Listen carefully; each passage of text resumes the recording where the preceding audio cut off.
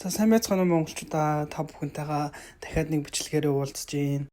Би ойрд одоо Netflix дээр гараад жинхэнэ одоо аюу бугам хоёрын тоглосон Пүксаг сугаасуудаа гэдэг драмад орчоод тэр мэдээгээ мартцсан байжсэн ч арай өчтөр намайг нэг хүн комментор загинсан. Тэр хүнд хандаж хэлэхэд намайг одоо үнэхээр уучлаарай. Би бүгдийг нэг дор ингээ базаад хийх гээд бэлтжижсэн шүү. Тэгээд энэ аюу бугам хоёрын тоглосон драманы хувьд гэх юм бол үнэхээр хайрлаж үзмээр хөөрхөн драма илээ. Тэгээ би дараа нь энэ драматай холбоотой хөөрхөн мэдээнүүдийг бэлтгэж оруулах болохоор та бүхэн бас хүлээж аваарай. За тэгээд мэдээндээ орохын өмнө нэг хитэн зүйлийг тодруулж хэлье. Сүүлийн бичлэгээс өмнө одоо бид нэр зөвхөн талигаж буюу Ким Сэрүний одоо талаас гаргаж ирсэн мэдээн дээр л тулгуурлаж таамаг дэвшүүлээд байсан шүү дээ. Ким Сухёны талаас болохоор ямар нэгэн байр суурь илэрхийлээгүй зөвхөн үүсгэж исэн. Тэгсэн чинь энэ удаад Ким Сухёны талаас 2 удаагийн байр суурь илэрхийлсэн одоо мэдээлэл гаргасан. Тэгээд бидний таамаг дэвшүүлээд байсан хит хитэн мэдээлүүд бас жоохон өөрчлөгдөх шинжтэй болж ирсэн. Бусдаар бол ард түмэн одоогийн байдлаар яг 2 хуваагдсан хэвээрэл байгаа. Тэгээд Ким Сухёны өнгөрсөн амьдралыг нь бүгдийг нь судалж ийн, өмнө нь өгчсэн ярилцлагануудыг нь бүгдийг нь одоо гаргаж ирж ийн. Тэр битгийл бүр одоо ингэ нүүр царайгаар нь ингэж гаднах төрхөөр нь тодорхойлдог хүмүүс хүртэл ингэ гарч ирээд ийм зантай хүн, тийм зантай хүн гэдэг ингэ тодорхойлж байх жишээний тий. Тэгээд ингээ харах юм бол энэ асуудал одоо гарчнаасаа хойш намжигны тэгэл одоо бүр олон хүний анхаарлын төвд орчихсон байна. За ингээд гол ярианд оръё. Би сүүлийн бичлэгэн дээр Диспатч гэдэг газар Сэрүүний амьдарч исэн газар нь очиод хөшөөдтэй ярьцлага авсан гэж ярьжсэн шүү дээ. Хэрвээ та нар энэ талаар сонсмоор байх юм бол өмнөх бичлэг рүү очоорой. Тэгсэн чинь Диспатч тухайн мэдээг цацгахдаа бас нэг өөр зургийг ингээ хамттан цацсан. Тэр нь юун зураг вэ гэсэн чинь Ким Сэрүүний одоо ар гэрийн талаас нь хамгийн анх Ким Сэрүү өрөөний хэмжлэл авсныхан дараа Ким Сухёнтой холбоо барих гэж оролдсон мессежний утгыг одоо скриншот хийсэн байдалтайгаар цацсан штэ. Тэгсэн чинь Диспатч тэрийг нь Ким Сэрүүний талаас биш Ким Сухён буюу хүлээн авсан хүнийхэн талаас скриншот хийсэн байдалтайгаар зургийг цацсан. Тэгсэн чинь энэ зураг бас асуудалд агуулсан. Яасан бэ гэсэн чинь хүмүүс одоо Ким Сухён тэр мессежийг хүлээж аваачгүй байж магадгүй штэ гэж яриад байсан чинь мессеж хүлээж авах юм уу мессеж явуулсны дараа нөгөө мессеж нэгээс дээш ингээ хончих юм бол тэр мессежнийхэн дээдлэлт нь одоо хизээ явуулсан ч юм уу хизээ ирсэн ингээд он сар нь гардаг штэ. Тэгсэн чинь одоо тэр Диспатчийн задлсан зурагнийхэн дээдлэлт нь өнөр буюу өнөөдөр гэсэн он сар гарсан байсан. Тэгээд энэ зургийг хүмүүс хараад Ким Сухён тухайн өдөртөө тэр мессежийг нь хүлээж авсан нь үнэн юм байна гэд бун шууган болсон. Бас нэг өөр онцлог юм юу гэх юм бол сачун юм уу буюу нагац зэгчийн нь одоо өгсөн ярьцлага байсан. Тэгээд ихчийнх нь хийснээр бол бид нар мэдээж хүүхдэд хориглохгүй гэдээ явах дээ. Тэгээ хамгийн анх Ким Сухёны цэргээс бичсэн захиа болон зургийг нь хараад одоо гэрийнх нь хориглосон гинэ.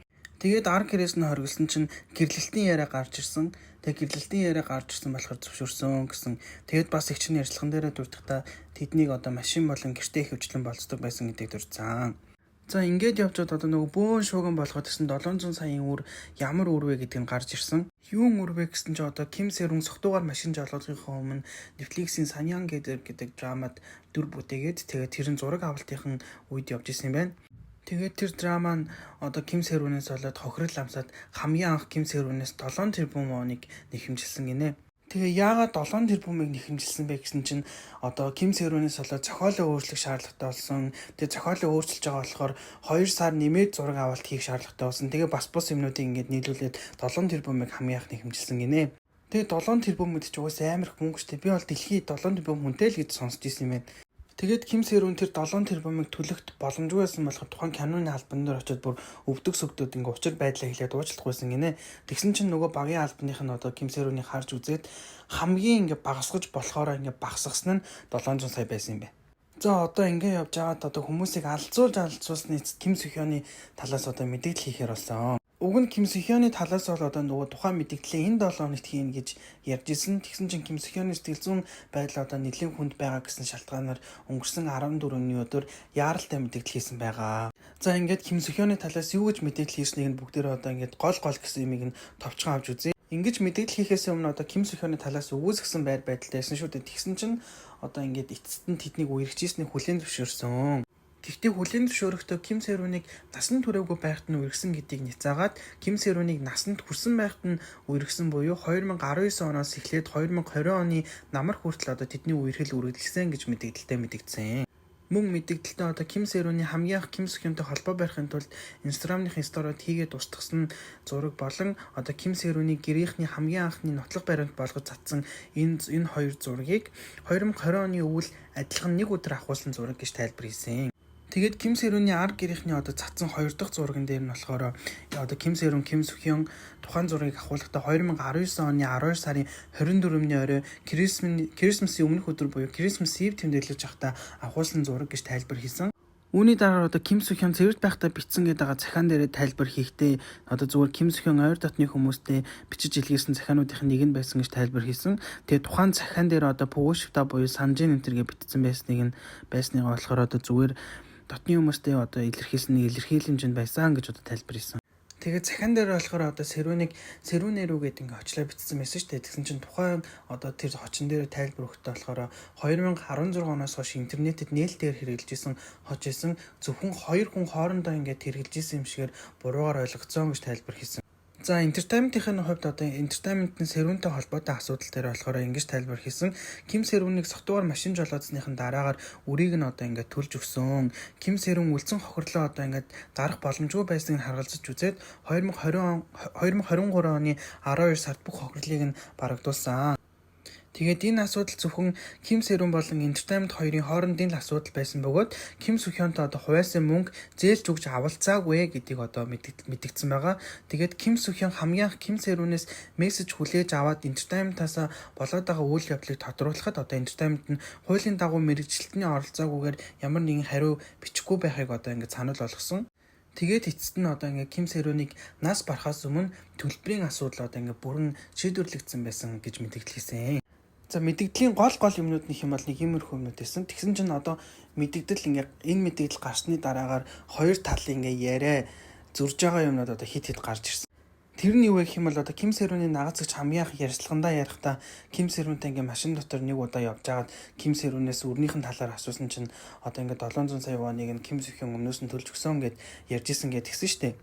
Тэгсэн чи entertainment нь болохоор мэддэгтэй Ким Сөхён ерөөсөө одоо ингээ хувьяасан мөнгө төгрөг өгөөгүй гэж одоо мэдэгдсэн байгаа.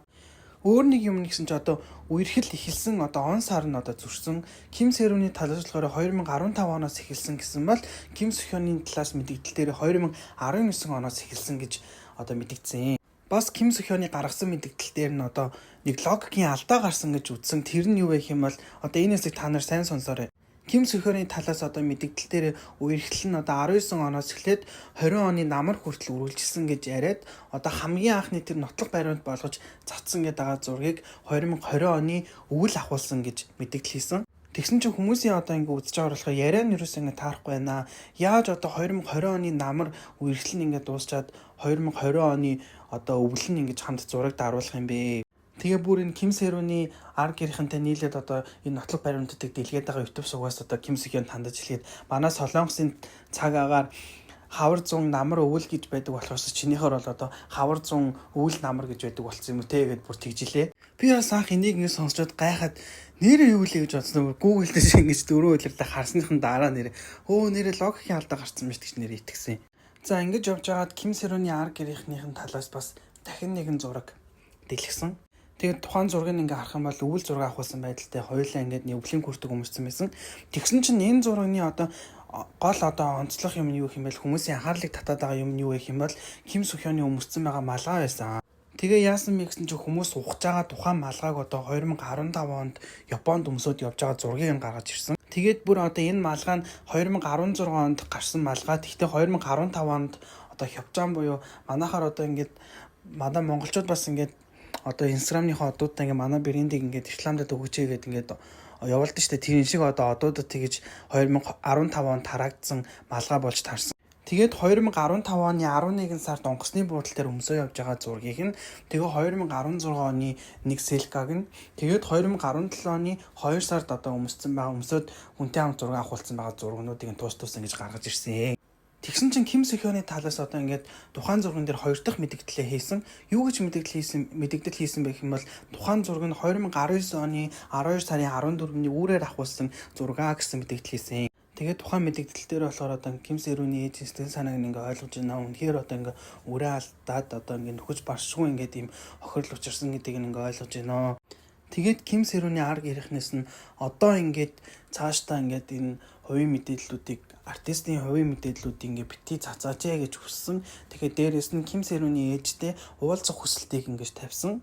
Тэгээд та үнэхээр манай entertainment-тай уулзах хүсэх юм бол манай entertainment үйл хаалга танд нээлттэй шүү гэдгийг одоо мэдээлэлтэй дурдсан байлээ. Тэгээд энэ хоёр дахь мэдээлэл гарснаас хойш Ким Сэ-рүний ээж анх удаага өөрийнх нь байр суурийг илэрхийлсэн. Түүний одоо байр суурийг нь товчхон авч үзэх юм бол охиных нь нэр төрийг сэргээхийн тулд одоо чадах бүхнээ ингээ хийн. Зарим нэгэн хүмүүс худлаа ярьснаас болоод одоо охинд хүмүүст буруугаар ойлгогдож хүмүүсээс маш олон зэмлэлийг хүртсэн. Түүнээс нь болоод ор үндэслэлгүй маш олон худлаа мэдээллүүд гарсан. Тийм болохоор эцсийн бүлэгт нь одоо ингээд охиных нь нэр төрийг сэргэнэ гэсэн байр суурьтай л. Маш олон хүмүүс одоо мөнгө салах гээд байгаа юм шүү. Охиных нь нэрийг бариад мөнгө салах гээд ээжтэй гэж хардаж сэрдчихсэн бол ээж нь одоо өөрийнх нь байр суурийг ингэж илэрхийлсэн байна. За ингэж явж байгаад өнгөрсөн 15-ны өдөр одоо Ким Сэ-рүний арга гэрийнх нь дахин нэгэн зургийг цацна гэж одоо ярьж исэн. Яагаад вэ гэсэн чинь одоо Ким Сө-хёны сэтгэл зүйн байдалд нэлээд хүнд байгаа. Одоо тэрийг нь харгалзаж үзээд одоо тухайн зургийг цацхгүйгээр одоо түр ингэж хойшлуулсан байсан. Хүмүүс тэгсэн ч нэрээ Ким Сө-хёны сэтгэл зүйн байдал нэлээд хүнд байгаа гэдгийг сонсоод одоо энэ дээр И Сонгийн жүжигчнийг дурдж эхэлсэн. И Сонгийн жүжигч маань одоо бидний сайн мэдих Parasite кинонд одоо баян нөхрийн дүр тоглосон байдаг шүү дээ. Тухайн жүжигч маань одоо хар тамхины хэрэгт орооцолтоод тэгээд машиндаа амиа ивгүйтгсэн байдаг. Тэгээд хүмүүсээс Ким Сө-хён буруу сонголтыг ингэж хийх үдээ, амиа ивгүйтгэх юм сонголтыг хийх үдээ гэж ингэж санаа зовж исэн. За тэгээд Ким Сэ-рүний гэрийнх нь нөгөө Ким Сө-хёны сэтгэл зүйн байдлыг ингэж харгалзаж авч үзээд тухайн зураг цацахгүй байжгаад гинэд тэгээд өнгөрсөн 15-ны орой Ким Сө-хёны одоо Ким Сэ-рүний гэрт нь цаашаа хараад аян угааж байгаа зургийг цацсан байгаа. Тухайн зургийг ингээ харах юм бол яалтчгүй Ким Сэ-рүний гэрт нь байгаа зураг аахгүй юу. Ким Сэ-рү нэг удаа ингээ нэвтрүүлэгт орж явахдаа галтгоогоо гаргаж исэн. Тэг яг галтгоо нь ингээ байлээ. Тэгээ энэ зургийг ингээ цацхтаа одоо энэ нотлог баримтад дэлгээд байгаа YouTube хаягнаас ингээ хэлэхдээ амар сүртэй ингээ хэлээсэн байхгүй. Чиний шалтан зурагч юм байгаа шүү. Шалтан ингээ аян угааж байгаа зурагч юм байгаа шүү маш гэдэг харин би бүр амар сүртэй. Яасан бол одоо ингээ дээгүүрээ шалтан доогоороо шортож юм эсвэл зургийн бандажтайгаа аян уугаад зогсож байгаа болов гэж бодоод исэн чинь бас харин ч гайгүй бас зураг байж таарсан. Угаасаа тэгсэн чинь тэр YouTube хаягнаас хэлэхдээ энэ зураг одоо ингээ хамгийн гайгүй зураг наа чи одоо ингээ үнэн хэлэхгүй байх юм бол тойрын болцож байгаа ингээ бичлэгийг чинь цацна. Өөр одоо хит хитэн зураг цацна гэд ингээ сүрдүүлээд байгаа. Тэгээд одоо Ким Сэ-рүний арга гэрийнх нь одоо тэр аяг угааж байгаа зургийг цацсангаа бас хитэн болцол тавьсан. Ямар болцол байсан бэ гэх юм бол одоо насан туршаагүй байхдаа үргэсэн гэдгийг хүлээн зөвшөөрөөд албан ёсны уучлалтгүй. Бас одоо энтертайнментаа анх байгуулахад чинь Ким Сэ-рүн одоо ингэ тусалцсан гэдгийг хүлээн зөвшөөрөөд уучлалтгүй. Бас одоо 700 мянган воны нэхэмжлийг явуулаад шаардсан гэдгийг хүлээн зөвшөөрөөд уучлалтгүй гэсэн одоо шаардлагуудыг тавьсан байгаа. Мөн одоо Ким Сэ-рүний гэрийнхэнтэй хамт нийлээд энэ бүхнийг дэлгээд байгаа YouTube хаягнаас хэлэхдээ Ким Сэ-рүний аав руу Ким Сө-хёны талаас ингээд залгаад тохиролцоход ингээд залгаад байгаа гэсэн. Тэгсэн чинь Ким одоо тэр YouTube хаягнаас ингээд хэлэхдээ одоо Ким Сө-хён чи дахиж ингээд залах юм бол тохиролцохож ингээд залах юм бол чиний одоо өшөө илүү амар юмнууд чинь дэлгэн шүү. Өөр илүү зурагнууд чинь дэлгэн шүү. Битгий дахиж залгаад байгээд уурлаа тэгээ ярьж илээ. Тэгээд бас ингээд Ким Сэ-рүний арга гэрийнхний зөвхөн Ким Сө-хёныг ч биш одоо Ким Сө-хёноос гадна Ижинүү гэдэг YouTube хийдэг нэг эрэгтэй хүн байгаа байхгүй юу. Тэр хүн нь одоо Ким Сэ-рүнийг амьд зэрүүн байхад нь элдвийн одоо худлаа мэдээлэл бичээ тэрийгэ цацаа тэрнээс нь болоод хүмүүс одоо элдв буруугаар ойлгоод Ким Сэ-рүнийг одоо байх газаргүй болгосон болохоор тэр хүнийг бас ингэж холбож мэдээлэл хийж байгаа. Тэр хүнийг бас ингэж шүүхэд өгнө гэсэн. За тэгсэн чинь бүр сонирхолтой юм болсон. Юу болсон бэ гэсэн чинь яг өнөөдөр буюу 3 сарын 17-ны өдөр Ким Сэ-рүний гэрийнхэнтэй хамт нийлээд одоо энд бүтэц заад байгаа YouTube хаягн дээр нэгэн зураг гарч ирсэн. Тэгсэн чинь юун зураг вэ гэсэн чинь Ким Сэ-рүний гадаад дах одоо Пэн Instagram хаягн дээр 2017 онд нийтлэгдсэн зураг нь гарч ирсэн. Тэгээ яг яагаад бүү юм болоод байгаа вэ гэсэн чинь одоо Ким Сө-хёны 2 дахь тайлбар дээр хийсэн зураг байгаа штэ. Тэр зурган дээр одоо ингээ 2019 оны 12 сарын 14-нд авахулсан зураг гэж тайлбар хийсэн чинь яг одоо энэ гарч ирсэн зураг нь тэр зурган дээр өмссөн байгаа хувцастай яг адилхан хувцас өмссөн зураг байсан. Амар ааштай. За одоо ингээд миний сүүлийн бичлэнээс хойш өнөөдрийн хүртэл нэг 3-4 хоногийн дотор нэг иймэрхүү юмнууд болж өнгөрлөө. Тэгээд одоо ингээд өнөөдөр 3 сарын 17-нд буюу одоо өнөөдөр Ким Сэ-рүний арга гэрийнх нь хэвлэлийн баг хурал хийж байгаа бүр сүүлийн цагдаагийн газарт. Тэгээд тэрэн дээр хит хитэн зураг цацсан гэсэн. Би одоо тэрийг бас бичлэг хийж та нарт үзүүлэн заяа. За одоо би та нарт юу ярьж өгөх вэ юм бол одоо энэ нотлог баримт гэдэг ингээд гарч ирээд байгаа зургнууд байгаа шүү дээ. Тэр зургнууд дээр бас ингээд Ким Сө-хёны фэнүүд ингээд ницаах гэж ингэж үзэл тэгэл өөр бас нэг газраас ингэж ницаах гэж үзэл ингэж байгаа байхгүй юу. Тэгээ юу гэж ницааж байгаа вэ гэдгийг одоо би та нарт ярьж өгье заяа. Хамгийн анхны нотлох баримт болгож гаргаж ирсэн энэ зурган дээр болохоор Ким Сэрүүний өмсөж байгаа фотолог хүмүүсийн анхаарлын төвд орсон. Яагаад вэ гэсэн чинь энэ фотологийг одоо Ким Сохёны Fan Cafe дээр нь 2019 онд үйлдвэрлэгдсэн фотолог байна гэж гаргаж ирсэн. Тэгсэн чинь одоо хүмүүс амар юм болохоор ухаж гаргаж ирээд яасан бэ гэсэн чинь 2018 онд одоо Америкт анх үйлдвэрлэлтэнд гарсан фотолог байж таарсан. Тэгээд тэр фэн нь яагаад 19 онд үйлдвэрлэгдсэн гэж гаргаж ирсэн бэ гэхэд тэгсэн чинь одоо Солонгос дамжигддаг хүмүүс сайн мэдэх бах Gufan гэдэг одоо аппликейшн байдаг шүү дээ. Одоо бусад хүмүүс нь зүгээр Temu гэдээ ойлгоход болно. Одоо тухайн тиймэрхүү аппликейшн дээр бараагаа зарахын тулд ингэ бүртгүүлдэг. Тэгээд тэр хамгийн анх тэр бүртгүүлсэн хаяг нь 19 онд бүртгүүлсэн байж таарсан. Тэгээд тэр одоо фэн нь хамгийн анх тэгж бичсэн фэн нь тухайн пост устгацсан байлээ. За дараа нь гэх юм бол одоо энэ 2 дахь нотлох баримт болгож гаргаж ирсэн энэ зурган дээр Ким Сохёны зүүцэн байгаа шилийг нь 2015 онд хятад пен нь одоо Ким Сохёнд бэлгэлсэн гэсэн чинь хүмүүс болохоор одоо 2015 онд бэлгийн давсан шилээ 2019 онд зүүж болдгоо мүү гэдээ хоорондоо тэгжилээ. Тэгсэн чинь одоо та нарын анзаарч байгаагаар болохоор яг ийм тодорхой цаг хугацаа байхгүйгаас тэ Ким Сэрүүний талаас хүртэл одоо зураг цацхтаа энэ зураг тэдэн оны тэдэн сарын тэдэн давсан зураг гэж шууд хилээд цацхгүй байгаас тийм болохоор одоо шууд мэддэх юм шууд он сар байхгүй болохоор фэнүүд нь яг хизээ байсан байж болох вэ гэж таамаг дэвшүүлэхийн тулд өмссөн хувцаар нь хайж олж үзээд байгаа байхгүй юу. Тэгсэн чинь солонгосчууд бүр амар заяа би энийг сонсоо бүр гайхсан. Ким Сэрүүний одоо чойлогтой байсан үе чойлохгүй байсан үеийг хооронд нь харьцуулаад яг хизээ байсан байж болох уу гэж хайж үзэж байгаа байхгүй юу. Тэгсэн чинь яг юу гэж үнэ гэсэн чинь одоо Ким Сохёны одоо хамгийн анхны мэдээлэл дээр болохоор үргэлжлэн 19 онд эхлээд 20 он хүртэл үргэлжилсэн гэдэг байгаа шүү дээ. Тэгсэн чинь хүмүүсийг 19 оноос 20 оны хооронд Ким Сэрүүний зураг Instagram дах зургнуудыг хайж үзсэн чинь тэр хугацаанд ерөөсөө чоолохгүй байсан байгаа байхгүй юу. Тэгээд харин 2015, 2017, 2018 оны зургнуудыг тайгаад үзсэн чинь тухайн үед чоологтой байсан. Амар аастай. Тэгээ бас дээрээс нь тэр Ким Сохёны одоо айлх хөмсгөнийхэн дээрэмжүүлээ нэг юм мингтэй юм байлээ. Тэгэл тэр минг нь хэдэн онд байж байгаа хэдэн оноос хойш байхаа болцсон мэтсэн гэл бас бүүн тэрийг судлаад бүү юм болж илээ. Өөр нэрээ марцнаас мал мэндүүгчээр нэрээ Ким Сэрүүнийг цогтуугаар машин жолоодод явж байхад одоо хажууд нь хүн сууж исэн тэр хүн нь жүжигчин Чэ Хёнуг гэж магадгүй гэж хүмүүс шуураад исэн чинь тэр хүн нь Чэ Хёнуг жүжигчин биш болж таарсан. Яагаад Чэ Хёнуг жүжигчин биш вэ гэж үзсэн байх юм бол тухайн одоо цогтуугаар машин жолоодчихсан үе нь гигэн цагаан өдөр байсан. Тэгээд одоо тэр олон хүмүүс дунд байсан хүмүүс хараад Чэ Хёнуг жүжигчин байсан бол гэрчлэг хүн нэг ч болтгоо нэг хүн гарч ирэх байсан гэж үзсэн. Тэгээд өөр хүмүүс ярьж байгаагаар болохоор тэр хажууд нь сууж явсан хүн нь зүгээр олонний танил биш эмэгтэй хүн байсан гэж үзсэн. Тийм болохоор одоо Чэ Хёнуг жүжигчний фэнүүдэд нь баяр хүрээ гэж алгаад ашаа. За жүжигчин Чэ Хёнуг албан ёсоор хэрүүлээс гарлаа. Тэгээд дээрээс нь бас Сон Ежиг бас энэ хэрүүлд оролцуулаад байсан байхгүй юу. Яагаад вэ гэсэн чинь Ким Сохён ч одоо байгаа entertainment-а бас нэг өөр Исаран гэдэг нэг эрэгтэй хүнтэй хамт нийлүүлж одоо байгуулсан entertainment ч тийм. Тэгээд Сон Ежиг бас тэр entertainment-ийн доор нь байсан байхгүй юу. Тэгээд энэ entertainment-ийн доор артист нахта одоо бидний сайн мэдих Сайко Жиман Кинжана гэдэг драма тоглож бас олж ирсэн шүү дээ. За тэгсэн чинь Сон Ежи одоо Ким Сохён болон тэр entertainment-ийг хамт байгуулсан гэдэг байгаа Исаран гэдэг хүнтэй энэ гурав чинь нийлээд хамаргийн гинэ юу гурвалсан юм харилцаатай гэл нэлээд шууган болоод байсан шүү дээ. Тэгсэн чинь Сон Ежи энэ олон жилийн дараа одоо тухайн асуудал дээр өөрийн биеэр тайлбар хийсэн.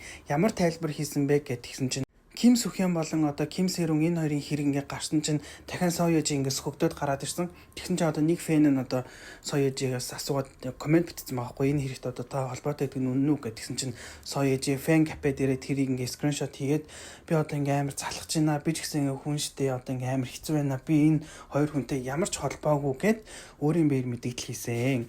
Тийм болохоор одоо Сон Ежи ч гэсэн энэ хэрүүлээс хасагдлаа. За хэрэг нэг иймэрхүү байна. Өнөөдөр болж байгаа хэвлэлийн баг хурал одоо дууссан бол бас нилээн л буу юм болох бах. Өөрөө одоо таамжд юу ярьж өгөх юм бол надад ийм хоёр том цуурхал байна. Одоо нөгөө 50,000 хов гэдэг шиг надад одоо ийм 100,000 хоёр хов байна. Одоо тэгээ би тэрийг таамжд ярьж өгье. Нөгөө нэг хошин шог гэдэг чинь нэг маанаг болтоо гэдэг чинь яг үндий маанаг биш. Айгуу сэргэлэн бизнес тэлгээтэй гэдэг шиг. Надад одоо ийм хоёр хов байгаа наа. За тэгээ энийг ярихаас өмнө нэг юм хэлэхэд нэг хүн намайг комментэн дээр YouTube хийчихэж жоохон судалгаатай баймаа гэж бичсэн байсан. Гэхдээ би энэ мэдээнүүдийг бүгдийг солонгос дээр өөрөө шүнжин суугаад орчуулж байгаа шүү. Тийм болохоор би өөрөө орчуулж хийж байгаа судалгаатай мэдээлэл шүү. Энэ хоёр ховыг болохоор би зүгээр энийг судалж байхдаа олж мэдсэн хоёр хов шүү. За эхнийх нь овн гэх юм бол Хятадын веб дээр нэг хүн гарч ирсэн. Тэр хүн өөрийгөө танилцуулахдаа 2020 онд одоо Ким Сохёны Entertainment буюу Golden Medalist-д одоо Ёнсовсэн буюу дадлагчагч байсан хүн гэж өөрийгөө танилцуулсан. Тэгээ Golden Medalist-д 3 сарын турш байхдаа 3 сар л байсан гэсэн. Тэгээ тэр 3 сарын турш байхдаа одоо ингээд энэ оддын амьдрал гэж одоо яг ямар юм байдгийг одоо өөрийн нүдээр харж үзсэн ингээд тэгжилээ. Тэгээ яасан бэ гэхэтгсэн чинь Golden Medalist гэдэг entertainment нь одоо ингээд амралтын өдөр болгон одоо ингээд парти зохион байгуулалт юм байна л та. Тэгээд тэр партинда тэр одоо дадлагчиж байгаа хүмүүс дундаасаа ингээд хөөхөн одоо гоё биетэй тиймэрхүү хүмүүсийг ингээд дагуулад ингээд явж одоо ингээд арх марх уудаг юм байна. Тэгээд тэр парти руу явъя энэ төр гэд ихтэн үгүй энэ төр гэх юм бол одоо гадуурхсаар байгаа тэр entertainment-ийг ингээд орхиос руу аргагүй байдалд оруулдаг гэж битсэн байсан. Дээрээс нэг Хонконг гаралтай нэг юм дадлагчигч эмэгтэй байжгаад менежертэй бэлгийн одоо дарамтанд орсон гэсэн. Тэгээд тэр бэлгийн дарамтанд ингээ орсноо цагдаад мэдэгдэх гэдгсэн чинь түүний утсыг ингэж хурааж аваад тэгээд хэсэг хугацааны дараа тэр дадлагчигч эмэгтэй одоо тэр entertainment-аас ингээд гараад яваад өгсөн гэсэн нэг иймэрхүү утгатай юм битсэн байсан. Тэгээ хүмүүс болохоор би одоо нэг өмнөх бичлэгэн дээр нэг юм ярьчихтэй Ким Сэрүүн тэр цогтуугаар машин жолоодсон өдөр одоо entertainment-ийн юм шахалтаар нэг партинд очиж оролцоо. Тэгээ тэр партин дээр нь одоо нэг үйл явдал болоод тэрнээс Ким Сэрүүн цочирдоод ингээд машин унаад яваад тэгээ нэг тийм осол гаргасан гэд би одоо өмнөх бичлэгэн дээр ярьсан шүү дээ. Тэр бичлэгийг очиж үзэх хүн байвал үзээрэй.